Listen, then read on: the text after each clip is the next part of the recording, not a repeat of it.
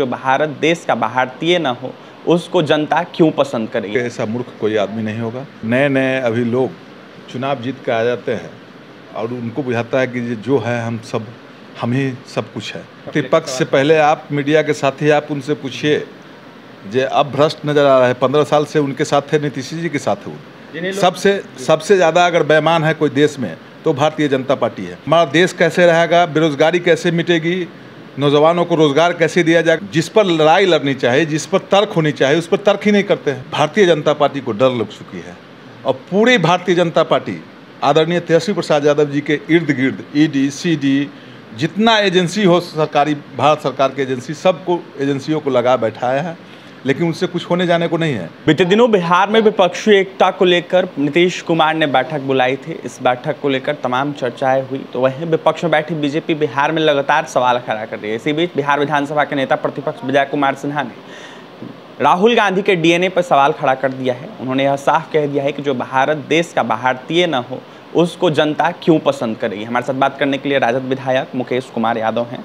Mukesh ji, DNA पे सवाल खड़ा किया जा रहा है, उनके डीएनए को लेकर, राहुल गांधी के डीएनए को लेकर विजय सिन्हा कह रहे हैं कि वो भारतीय हैं ही नहीं, उनको जनता कैसे पसंद करेगी। उनका अभी डिबेट हम नहीं सुने हैं, लेकिन अगर ऐसी बात अगर बोलते हैं तो उनके ऐसा मूर्ख कोई आदमी नहीं होगा, क्योंकि जिनके पूर्वज शुरू से ही देश में प्रतिनिधित्व किए हैं और देश की बहुत योगदान है देश में उनके परिवार का, गांधी परिवार का खास करके।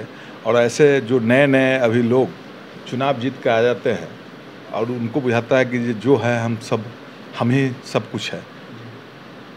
नेता प्रतिपक्ष ने कहा है कि भ्रष्टाचारी अगर एकजुट हो जाएंगे तो उस भ्रष्टाचारियों का, उन भ्रष्टाचारियों का कहीं ना कहीं कुछ नहीं हो सकता है, और एक जगह भ्रष्टाचारी बैठे तो नेता प्रतिपक्ष से पहले आप मीडिया के साथी आप उनसे पूछिए जे अब भ्रष्ट नजर आ रहा है। 15 साल से उनके साथ थे, नीतीश जी के साथ है, नीतीश जी के साथ थे, उनके साथ जो आएगा सो दूध का धोया हुआ रहेगा, उनसे हट जाएगा वो भ्रष्ट हो जाएगा। मतलब भारतीय जनता पार्टी के अगर ईमानदार बनना है तो भारतीय जनता पार्टी के सट जाइए और उनसे हट जाइएगा तो बेईमान हो गया। सबसे ज़्यादा अगर बेईमान है कोई देश में तो भारतीय जनता पार्टी है, क्योंकि देश में कोई लोग जो चुनाव होता है उस चुनाव में खास करके चुनाव मूलभूत सुविधाओं के लिए, हमारा देश कैसे रहेगा, बेरोजगारी कैसे मिटेगी, नौजवानों को रोजगार कैसे दिया जाएगा, उस पर कभी भी भारतीय जनता पार्टी के लोग चर्चा नहीं करते हैं। हमारे नेता आदरणीय तेजस्वी प्रसाद यादव जी का सोच है कि देश को एक समांतर रूप से ले चले और देश में जो बेरोजगारी है, महंगाई है, उसकी बात करते हैं। कभी भी भारतीय जनता पार्टी के लोग बेरोजगारी या नौकरी की बात, रोजगार की बात नहीं करते हैं। तो उनका मूलभूत जो सुविधा है उनसे लोगों को भटकाने के काम करता है। जिस पर लड़ाई लड़नी चाहिए, जिस पर तर्क होनी चाहिए, उस पर तर्क ही नहीं करते हैं। लालू नीतीश को जयप्रकाश नारायण के नकली चेले कह रहे हैं। नहीं, आपको सबसे कम उम्र के पूरे विश्व में सबसे कम उम्र के नेता हमारे आदरणीय तेजस्वी प्रसाद यादव जी से भारतीय जनता पार्टी को डर लग चुकी है और पूरी भारतीय जनता पार्टी आदरणीय तेजस्वी प्रसाद यादव जी के इर्द गिर्द ईडी सीडी जितना एजेंसी हो सरकारी, भारत सरकार की एजेंसी, सबको एजेंसियों को लगा बैठाया है, लेकिन उनसे कुछ होने जाने को नहीं है।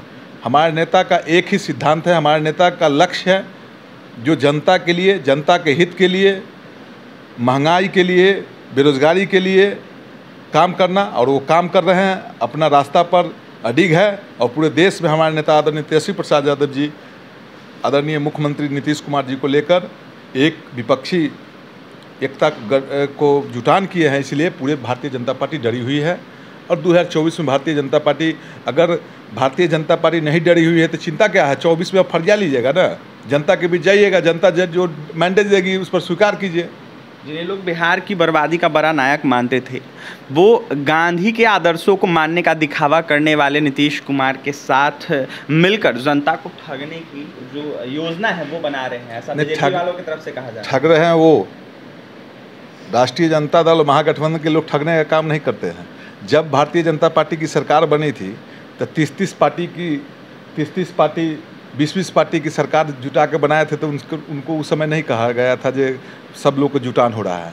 आज जुट रहे हैं लोग, किसी पार्टी अलग अलग है लेकिन सबका मनसा सिद्धांत सबका एक है, तो मिलने में क्या दिक्कत है? मिल रहा है तो उससे उनको क्या दिक्कत है, कठिनाई है? अगर आप बहुत मजबूत है, आप बहुत अच्छा काम कर रहे थे, 24 में जनता के बीच जाइएगा ना। बिल्कुल, आप मजबूत हैं और आप काम कर रहे हैं तो जनता के बीच में जाइएगा, जनता जवाब देगी। तो वहीं क्या कुछ कह रहे थे मुकेश कुमार यादव, राजद विधायक, आपने सुना है विपक्ष एकता को लेकर जिस तरीके से नेता प्रतिपक्ष का बयान आया है, उसको लेकर जमकर हमला बोल रहे थे। तो वहीं तमाम प्रतिक्रिया आपने सुनी और भी तमाम खबरों के लिए NBC 24 के साथ बने रहे। पटना से सहयोगी अमित के साथ अभिषेक।